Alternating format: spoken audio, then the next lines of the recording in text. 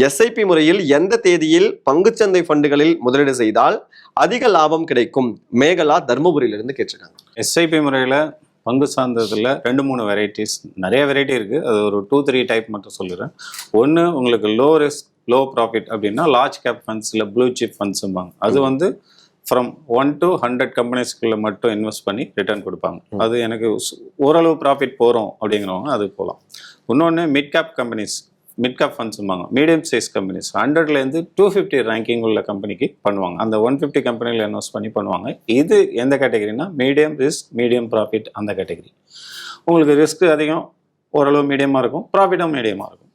இல்லைனா high risk எடுக்கும் ready, high profit வேணும் அப்படிங்கிறவங்களுக்கு ஸ்மால் கேப் ஃபண்ட்ஸும்பாங்க. அபவ் 250 ரேங்கிங்லேருந்து அப் டு 5000 ரேங்கிங் உள்ள கம்பெனிஸ் வரைக்கும் இன்வெஸ்ட் பண்ணுவாங்க. பட் ஆனால் இதில் அப்பப்போ பங்கு சந்தை கீழே வரும்போது ஒரு ஃபஸ்ட்டு 1 or 2 year இல்லை 5 year வரைக்கும் இதில் நெகட்டிவில் போக நிறைய சான்சஸ் இருக்குது.